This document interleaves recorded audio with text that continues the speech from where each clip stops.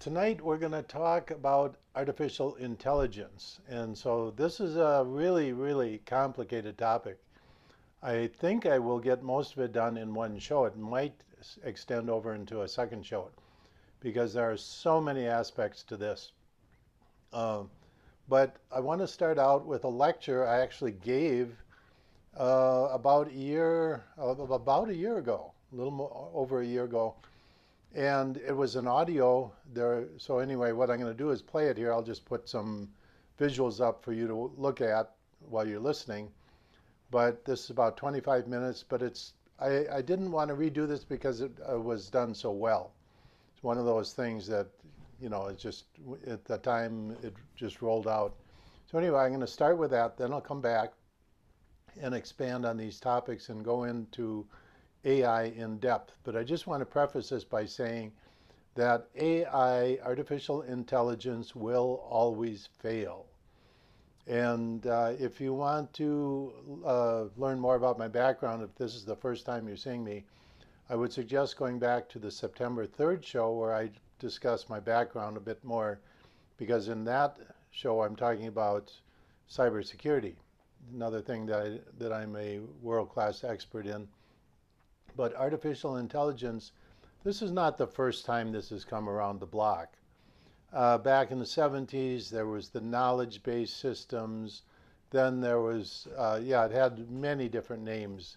And it's come and gone, and each time it has failed. But anyway, we'll go into that and all the details. But when it fails, the problem is this time it's going to be ingrained into every aspect of your social being. And it's going to be a real mess. So when it fails, it's going to drag a lot of people down with it. So in the companies that are investing in it, they're not investing in the part where they have to fix it and maintain it and repair it and stop it from doing crazy things to you when it goes south. Let's just put it that way. Okay, so first of all, listen to this. It's, like I say, about 25 minutes, a lecture from a year and a half ago, and then I'll pick it up from there. A quick trip back into yesteryear over legacy computing. Now, I grew up, let me just give you a little history of my life in electronics. Of course, I was a physics major, and as a sophomore, we started electronics. I had my first electronics course, and we used tubes. We were actually using tubes for our experiments. That's back in the good old 60s. And so transistors were just coming into use. And so we learned about tubes, and very important to understand how tubes worked, the tube electronics, because it transitioned into transistors very nicely. And back in those days, the transistor was a little round can with a silicon deposit in the can, and then three little wires sticking out, and the diodes had two little wires sticking out. And you would build a circuit board with little resistors, with color-coded resistors, etc. And you could make logic circuits and amplification circuits and feedback amplifiers, all kinds of things, power converters.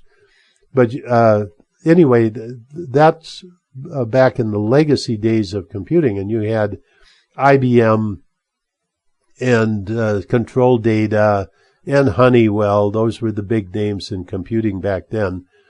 And they built mainframe computers, where the mainframe computer sat in a room that was highly guarded. It usually was in the basement of a building with a lot of cement around it, and only designated people could go into that room. But out from that came telecommunications, and you had things like the IBM 270, 370 terminals, and these were dumb terminals in their early versions, where if you typed the letter M, for example, that signal would go up to the mainframe would put it in the memory in your little memory area, send back a command that would put a M on your screen. That's how primitive it was. But the mainframe was doing all of this. And my specialty was in encryption and in doing the telecommunications as these systems grew. Okay, so back in the earliest days of computing in the legacy IBM mainframe days, the main computer did everything, and you had what you call dumb terminals. Little by little, a little bit of memory, a little bit of computing power went into the remote terminals.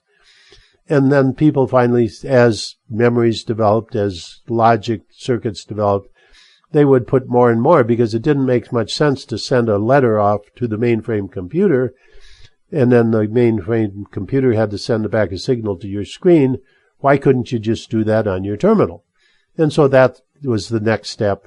And then you got editors, primitive editors, where you could do editing and control and erase things, and in your terminal. And then it grew into from central processing, where everything was done at the mainframe, into distributed computing, where some of it was offloaded out into these increasingly more intelligent devices that were they looked like a computer today, although they had a typical old-fashioned TV screen.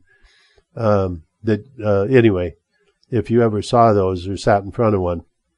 But as time went on, more and more computing power went into the remote terminal, to the point where the remote terminal could actually be unplugged from the mainframe, do a bit of work, and then get plugged back into the mainframe to interact with the mainframe on a higher level.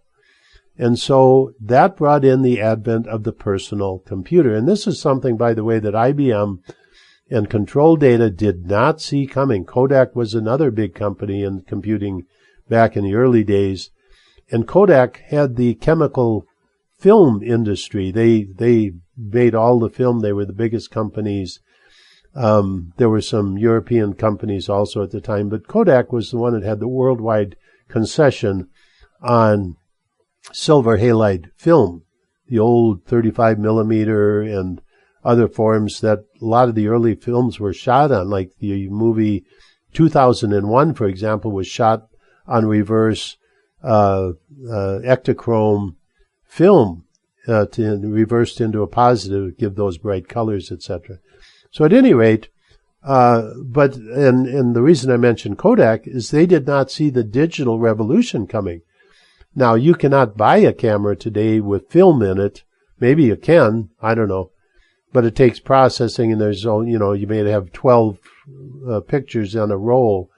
So Kodak didn't see the digital revolution coming. IBM did not see the digital revolution coming in cameras and in photography and in screens and in computing and personal computers. They did not see that coming.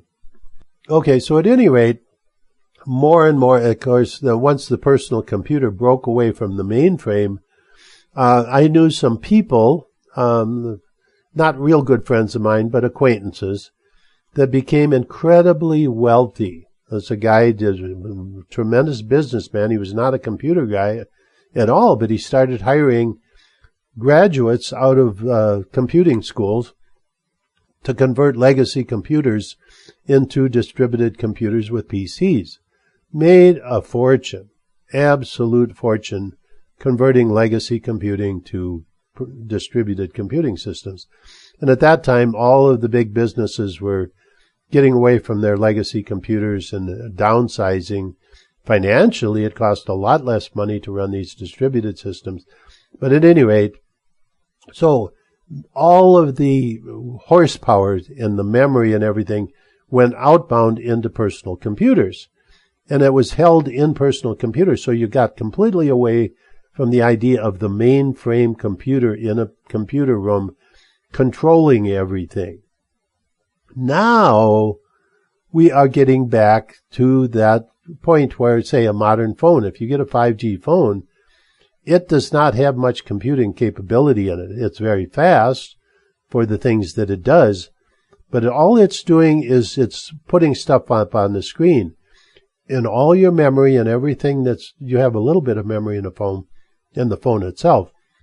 Now this is a 5G phone compared to a 4G phone, which had more memory, more storage capability, and now everything is cloud-based. all of your data, all of your contacts, all of your photos, all of your videos, everything in your phone is loaded up to some Google memory base someplace. And if you, say, lose your phone, the only way you can recover, that data is by going up to Google and having your phone, say you'd go get a new phone, your old one fell in the lake or something, so you got to go get a new phone. The only way to get back all your data is to go up into Google, and then you can access all your data, which is held there. So now it's come complete 180-degree full circle from the complete distributed memory processing, etc., back to a phone. The 5G phones are relatively stupid phones, where all of your data, all of your processing, a lot of your processing, and things like that. For example, say you have an application that does voice translation, very popular application today. Your data in your transaction with that system, with that application, is going out into the internet, being processed and being sent back to your phone. So we come 180 degrees back around the circle again, back to the point of almost where legacy computing, where everything is held in some kind of central database. But what's going on today is much more nefarious. It's not a single company that owns this legacy computer for its own personal processing. It's agencies that control all the data of everybody in the world. So your Facebook, your Instagram, Twitter, everything is held in by these entities, the vast majority of which are owned by the CIA.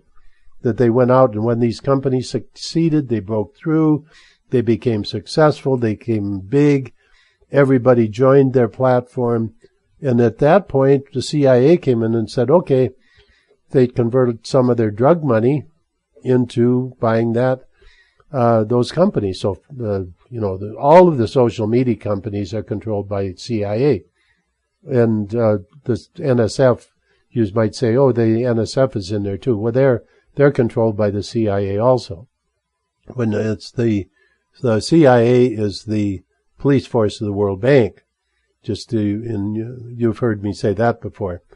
Okay, so at any rate, just a quick note on that. And I lived through all of this. Like I say, when I was in college learning electronics, I taught electronics at the university level.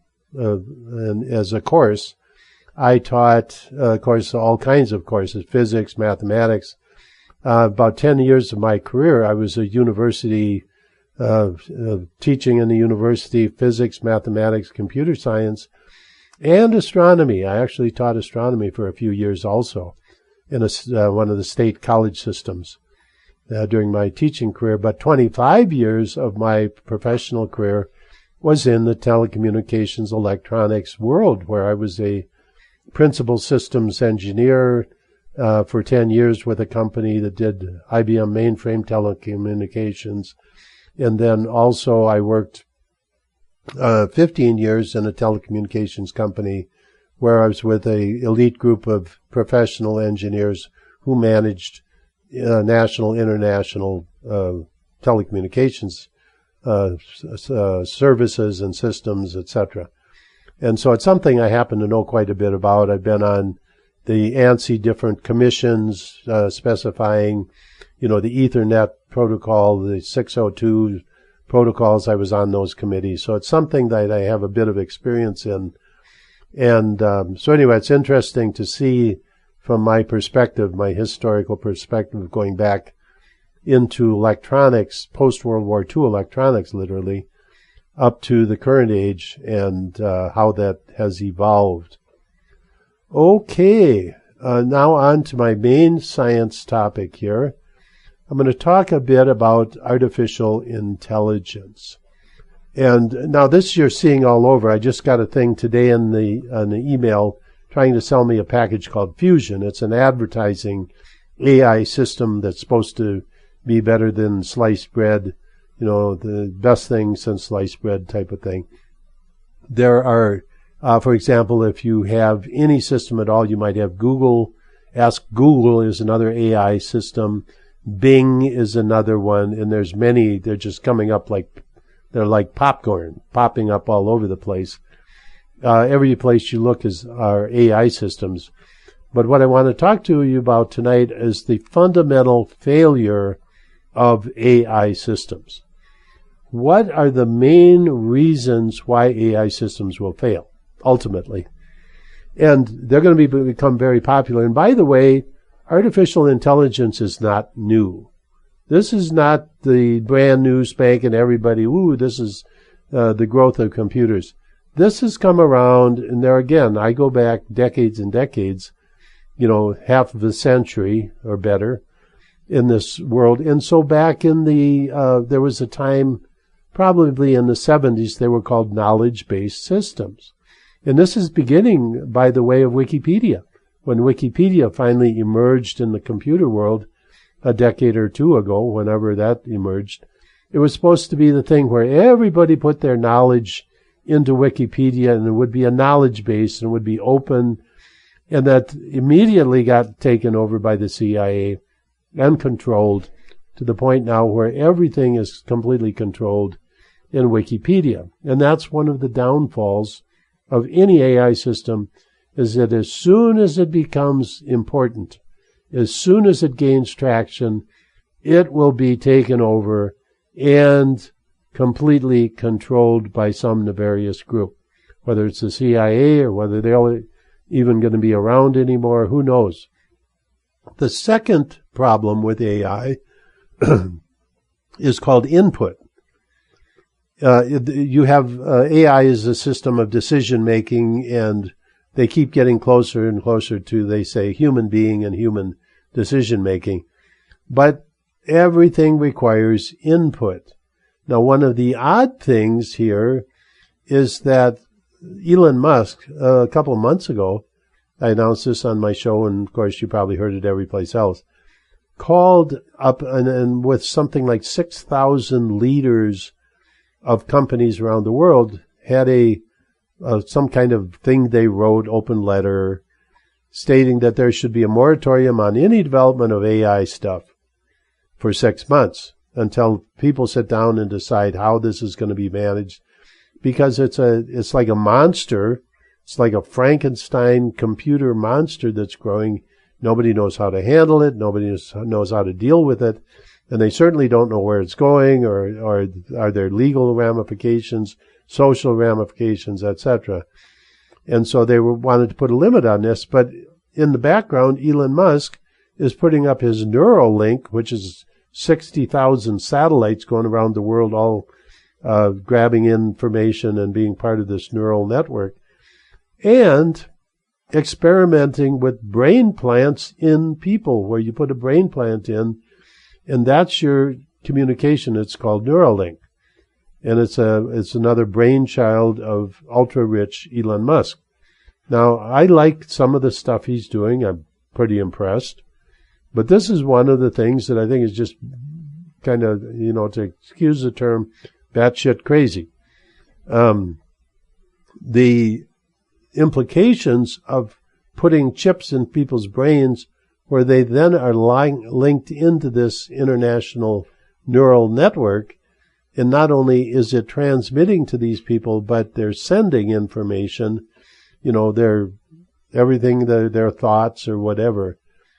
But anyway, the big failure point for AI systems is called input, because it only can have as much information as in terms of input that is actually physically put into the system. And, the thing that is always underlies a knowledge-based system or an AI system, whatever you want to call it. And by the way, the knowledge-based systems went by the way of the dinosaur. They went away because they failed. They failed for all the reasons I'm about to tell you. They failed because, now just imagine today, in the 1970s, we're talking, literally, 50 years ago, knowledge-based systems where the computing was going to take over and everything. But can you imagine the world today as we know it today, being operated from a knowledge-based system developed in the mid-1970s. Get real. I mean, seriously, get real. That is the problem with AI systems. As AI system developed today is going to be bogged down by everything that's put in today.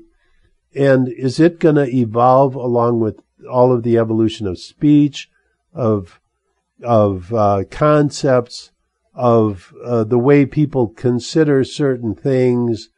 The public social view of different things is going to change, and it changes daily. It's like this society and culture we live in on planet Earth is changing constantly.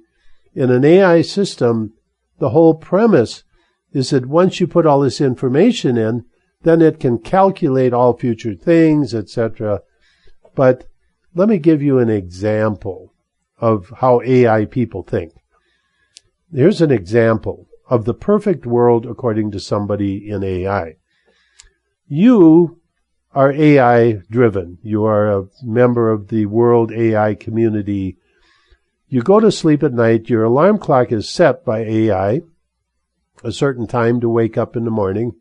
Your clothes are chosen for you, and the amount of time for you to put on your clothes is designated. And so you have to have your clothes on by a certain time. The coffee machine in the kitchen is going to make your morning coffee, so that when you go down there, you don't have to waste time doing that. You walk out the door, your Uber comes by at exactly the right time, picks you up, takes you to where you stop off at McDonald's to get your McDonald's breakfast, which has already been cooked for you because they know you're going to arrive exactly at the designated time by the AI system. And so McDonald's knows this potentially weeks in advance, so it knows to have on hand enough product for you to have your little breakfast. You drive by the window in the Uber, they hand out you the breakfast, you get to work exactly on time, and then that Uber gets off to pick up somebody else. This is the perfect parsimonious world of AI. And these people glean over this. They just think this is the best thing, that it's the wonderful, magical world where everything operates perfectly. It's like that movie with Jim Carrey, where he's Truman, and he's filmed his whole life, and he finally figures it out, and he escapes, But anyway, it's a mentality like that, where everything is perfect in the perfect world of Truman.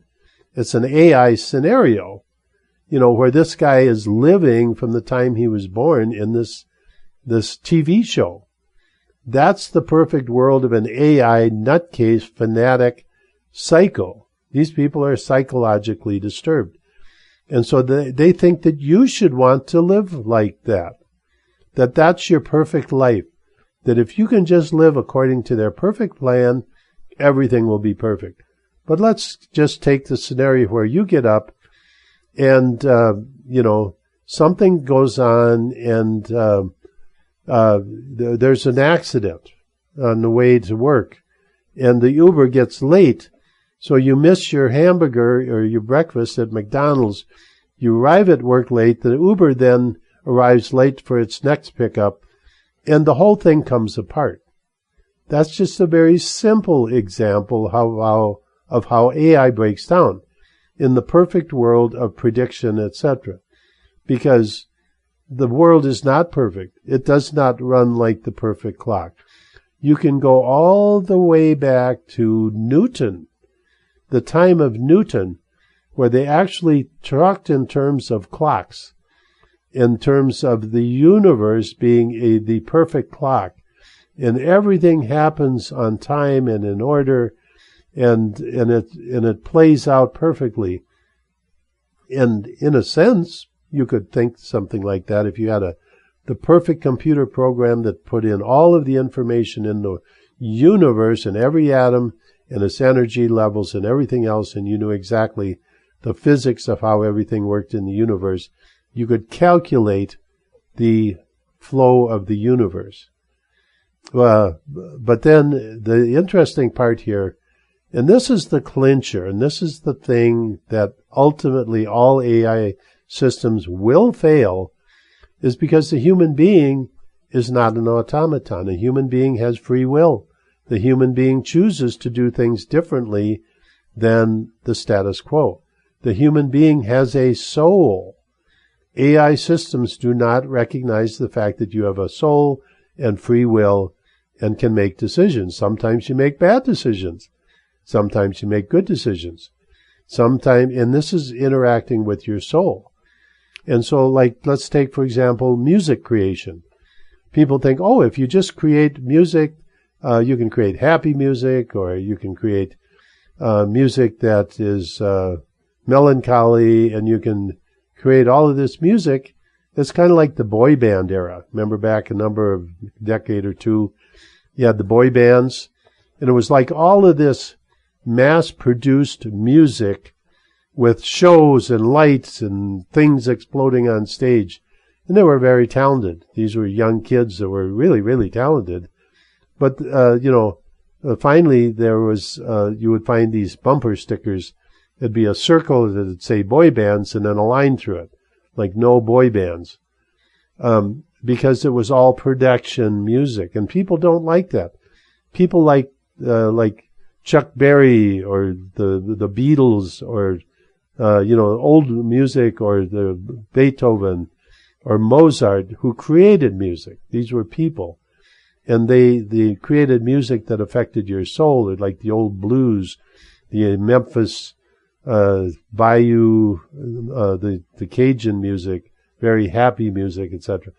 This was all created by people and different styles of music, etc. And it's always amazing, being a mathematician, that if you see music, there's 8 notes on the scale, and then it repeats, and then it repeats again, and repeats again.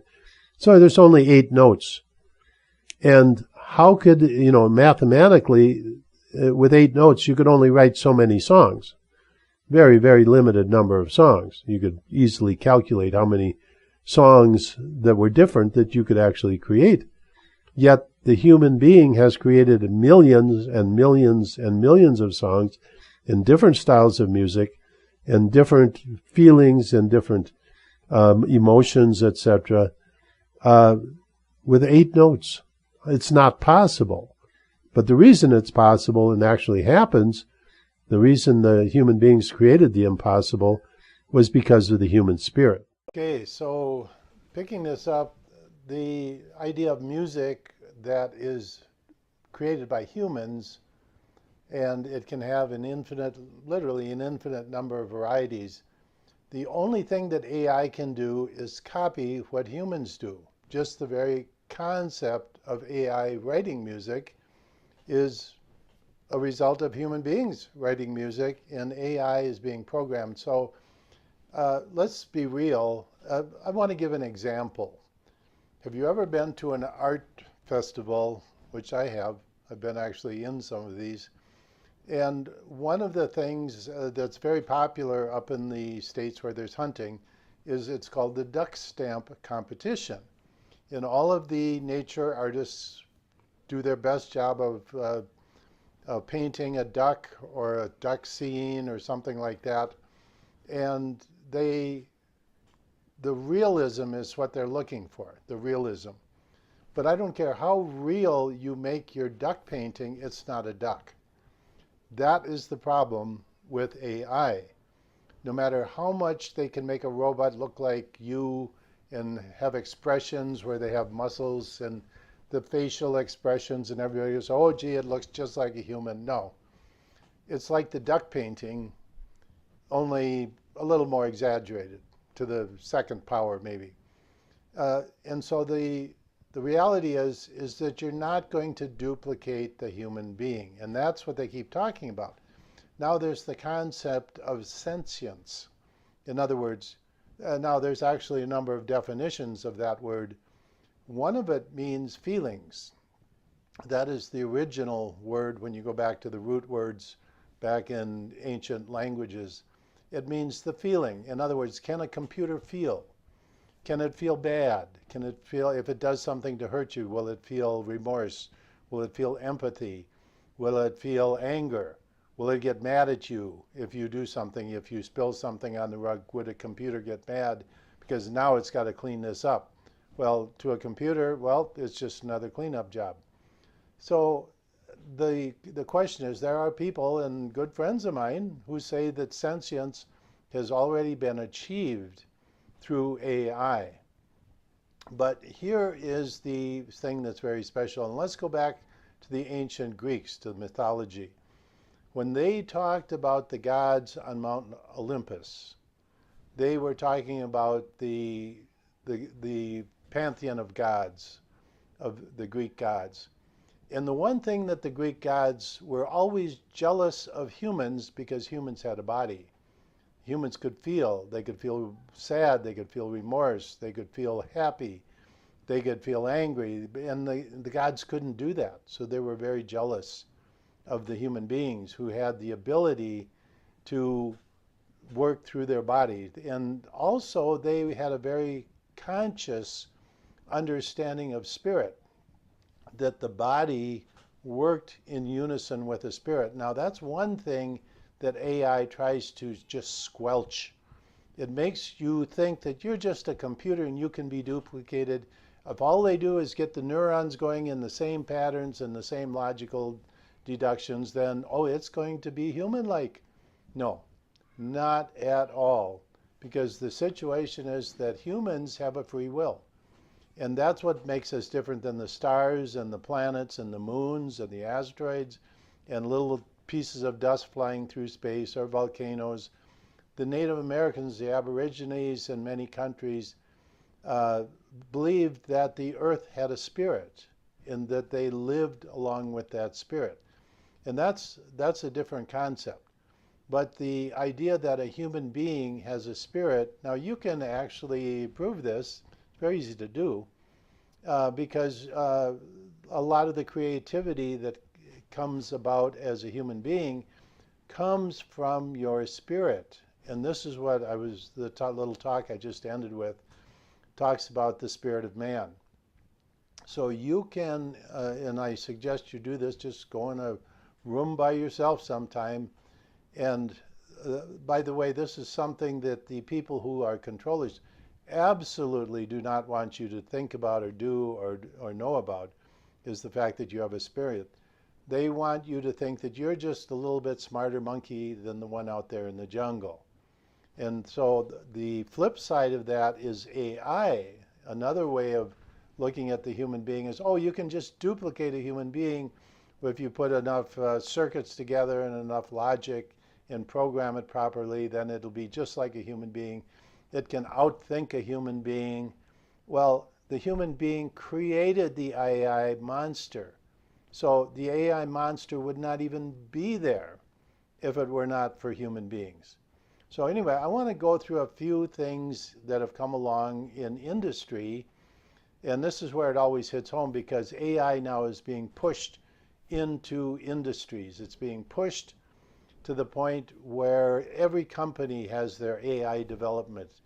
And I want to give you an example. It was called Just in Time. Now, this is back probably in the 1980s when this became big. And the idea was that if you were a manufacturing plant, or in those days I was working for an electronics firm, we were building high-tech front-end processors. These were the telecommunications processors for IBM legacy mainframes. You had thousands of parts, everything from mechanical parts to electrical connectors. And some of them you manufactured yourself. Some of them you had manufactured in a supply house. And some of them you had, say, custom chips, etc. And every one of these parts had to be front and center, present, when you built your machine. Because if one part was missing, then guess what? Your machine couldn't go out. I don't care if it was a hinge on the door, a computer chip, a memory chip, if there was software that was behind on development or whatever it was, you needed that. So just in time was the concept, and this was a master of finance kind of brainchild. Somebody with a master's degree in business thought this, well, look at all the money we have in these parts sitting on the shelf. And so we have all of these parts sitting on the shelf. So therefore, we could save a lot of money if we just ordered everything and had it come in the day before we needed it. Well, that's a great idea, and it sounds good on paper, but the companies that went with this crumbled. It was the failure of many companies. So this thing came and went, but every company worked at it.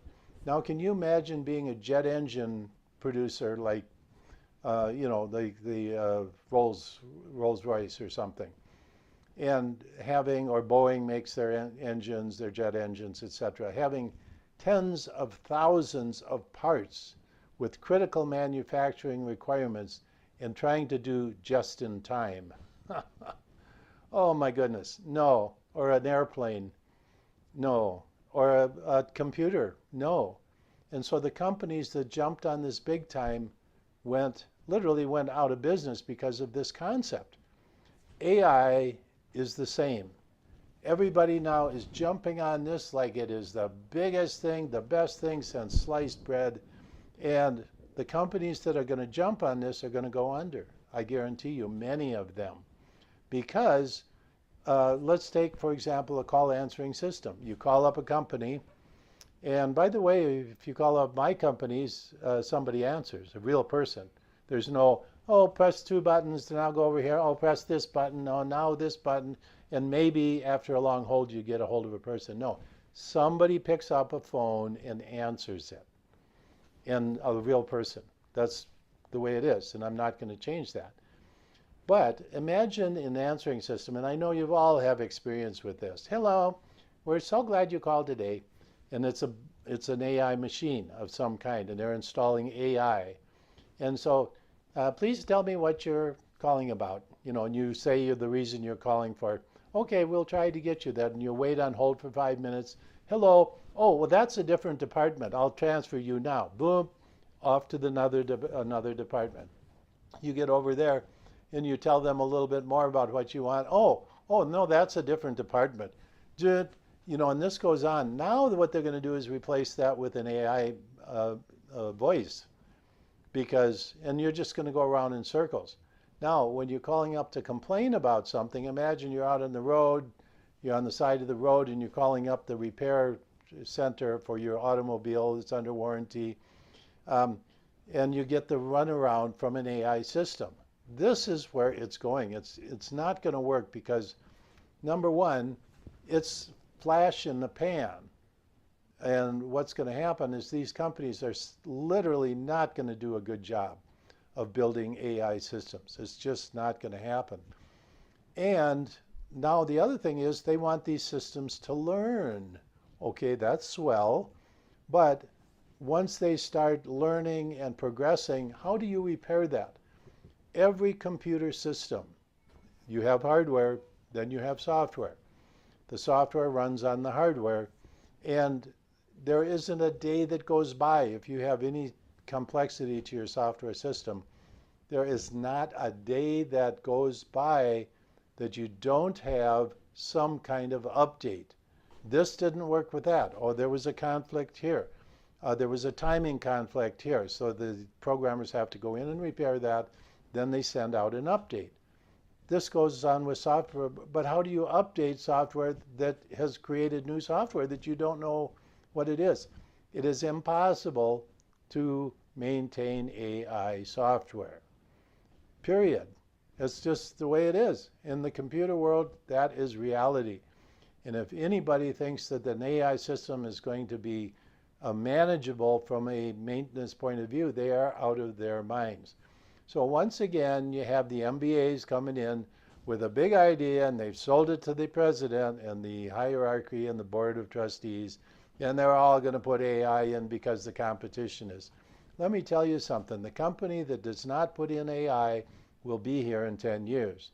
The company that puts in AI is not going to be here in 10 years. That's just the simple way it is. But let's go through some of the businesses that are using AI. Self-driving autos. Oh, this is the best one.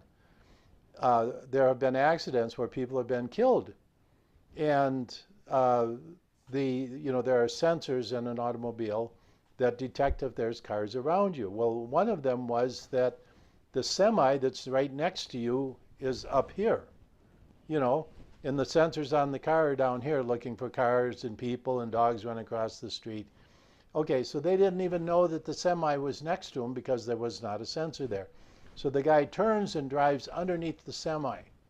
Oops, dead people. And then the reply of the people from the AI industry is, oh, well, that's good because now we learned that, the AI system learned that, and it won't ever happen again. Doesn't that make you feel good? Or how about human beings driving cars? Okay, they're driving cars and they have different reactions. Say there's an accident or there's a spin out on a road in front of you. Some people might brake. People might try and quick go around it. Some people might do different things. AI systems cannot second guess all the different options that could occur in that car in front of you that's being driven by a real human being. So AI systems there again fail because they cannot anticipate human beings making different choices. In the AI world, if everybody did exactly as they were supposed to in the AI system, then everything would work just fine. And that's the problem. People are not automatons. People are not robots. They're trying to make a robot doll look like a human being. It isn't going to work. Public transportation, running automated manufacturing. Well, that's a little different because you take part A, put it on location C, nut A on bolt C, and okay, so that's a little bit different, but let me say something and I'll insert it here. The majority of what they're calling AI, artificial intelligence, what they're calling that today is not artificial intelligence. It's called relational databases. Automated driving is a relational database. It's a database of details that the car, as it's driving down the road or whatever, is pulling from a database, and it's accumulating information, new information, and feeding that back into a database. It is a relational database with cross-referencing. It is not AI. AI is where you start to develop new concepts, etc. AI is very difficult, and let me tell you, there is very little, if any, AI, real AI being performed today. Because, as I said, it's programming, you're programming some machine to act like a human being. And so in the talk that I gave, I was talking about the information input into the system.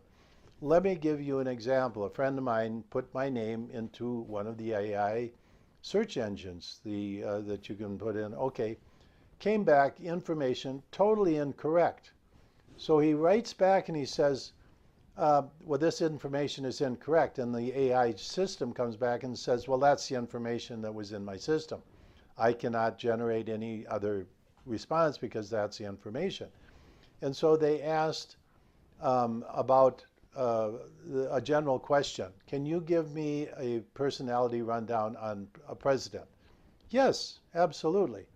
But then when they put in an actual name, it came back, and if it was a certain, let's say, party, they gave a very good response, and if it was a different party, they gave a very negative response. That was bias from the people who put in the information into the system, and that is another issue. Let me tell you, give you a really good example here, something called Wikipedia. When Wikipedia started out, it was the all-inclusive. Everybody could write their story in there, their research, whatever they wanted, and it would be everybody could include their information into this encyclopedia. Okay, as opposed to a book like Britannica, which was had research staffs which went out and researched different topics, And as a kid, I learned how to knit and crochet from Britannica Encyclopedia, and I learned a lot of other things too. But it was a factual uh, set of references by experts in whatever field you were looking at. Okay, but Wikipedia soon was taken over, and I've talked about this before, where it became completely controlled misinformation. Let me see, writing scripts for news media. Now, this is becoming widely used, where you see, do you ever see these clips where the news media, the people are saying the exact same thing on the exact same day? Like this is, oh, I won't even go through it. I'm sure you've all seen these. It's rather comical, but it's not, because this is supposedly the hard-hitting news media that's out there discovering, digging for facts and the truth. And what they're doing is repeating things that they're told, and with accent, just like they're saying it, like right to you, like, like a talk show host or a news anchor would give you the straight information. Let me give you another example of artificial intelligence, but it's not really artificial intelligence, it's relational databases. It's how they predict the weather. Okay, so let's go into a weather station where they have the computer, etc. And what they're getting is they're getting a feed from possibly the National Weather Service, the NOAA, National Oceanic and Atmospheric Administration, or the GOES satellites, etc. And there are hubs. And so say your local station in some city, they're getting their feed and their information from another source. So what they are is they are weather readers. So they stand up in front of a green screen, and there's a map behind them projected, and they can see that, and they're pointing up there, that hurricane or whatever, and they're reading a script. They are script readers is what is going on. Now, how do the sources, the real sources, predict the weather? Well, okay, say in your area you have a high pressure cell with temperature such and such, with another low pressure cell coming in behind it. 12 hours later, you have a certain amount of moisture in the air. The wind patterns are going to change. You have all of this data that you put together. So what do? How do they predict the weather? Well, they go back to databases of past weather situations which were very similar. And they go, well, what happened in that situation? What did the weather do on that day? And so they look at it, and then they compare it with all the different weather similar situations in the past that existed in their database, and they come up with a prediction. And it's usually pretty good for the first day. The second day, not too good, okay. The third day is okay, fair to Midland, and about the fourth day it just drops off. So you got to watch the news, the weather news, every day. And the problem is they don't know what causes the weather. If they did, they would have databases that did not look at what was going on with the weather. And of course, they have some number crunching, the wind and different things. But primarily, they rely on past weather systems to predict the weather. And I have a book, actually, it's called, I jokingly call it the weather book.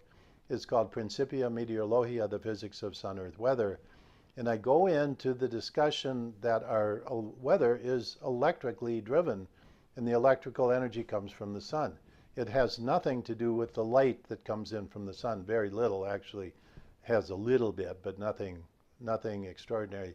We would not have wind, we would not have rain, we would not have clouds, we would not have tornadoes, we would not have cyclones, we would not have hurricanes at all. None of these storms or systems would exist without the electrical conditions from the sun that Earth is locked into. Okay, so at any rate, that is another form of relational database. It's not AI.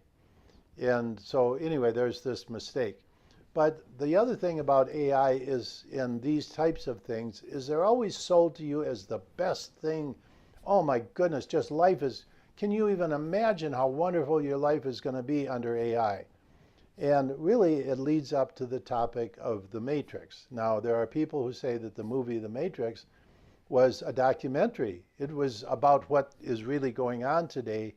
It has it, it was a Hollywood spectacular movie, but it was really a documentary of what is already happening. Uh, so you have to understand that. I want to get back to this topic of sentience, the feeling of uh, can a computer feel? It can give you the impression, it can come off and say, well, I really feel bad about this, but your job is being terminated today, and I just don't know how deeply sorry I am. The computer could say that to you and in an expression that was human-like, but it's not going to feel bad because it's simply repeating words that were put into its system. A computer cannot feel good or bad. It doesn't have, if you pinch it, it's not going to feel bad. It could make you think it feels bad because it's got sensors in its rubber-like skin and go, ouch, or mosquito bite, whatever. This comes back to the duck painting story or the duck carving. It is, it sits on a table, it looks perfect. You could probably even fool a duck that it looked at it, but, there's no feathers there. To my knowledge, only God has made the feathers so far. And, certainly the complete bird is not going to be represented by this model that looks like it just on the surface. And that's AI. AI is superficial, it looks the same, and the idea that these people live in this world of computing, and it comes back to kind of like, and I hate to use this word, but kind of like the geek mentality, where they live in this world of computers. And there are different levels of, say, computer operating systems. That's a great example. And some people swear by, say, Unix, because they want all the details. They want to get down there right at the bit level, and they want to program their computer to do things exactly the way they want. Well, that's not me. I just want a computer to do the functionality. But there are people that just revel in that, and they'll spend their whole life reveling in the bits and pieces of these operating systems to make it do exactly what they want. That is the geek mentality. And that's what's going on with AI. These people revel in this. They just live. They just gush in it. And they want you to do the same. They want you to be this piece of robot that moves around according to their whims, according to the whims of the AI system. Okay, I want to wrap this up now and with a collage of thoughts. For example, here is one reason why AI systems will always fail. And this is not relational databases. Those are different. Like a GPS that you use in your car is a relational database. Driving your automobile, the majority of that is relational database. I'm talking about AI systems where they are talking about progressing into the development of new like human-like traits, for example. But anyway, here's the problem. Can you imagine a system that is input and everything was 100% correct? Well, here's what happens. Let's imagine, let's humor them a little bit and say they have a system that is 100% perfect. All of the data that's been input into their AI system is 100% perfect, and you let it run. But there's just one error. Hidden in the corner, they really don't know about it, but there's one error. Because it's combining with other information, it's logically creating another error when it combines with something else. Now you have two errors. Those two errors are going to combine with other data in the database and create double the number of errors each time. So this is going to become astronomical and eventually will corrupt the entire system. That is one of the problems with AI. It simply is not going to work. And the other thing is you can't correct it because you don't know where these errors are. You don't know what was propagated in there because you've lost track of it.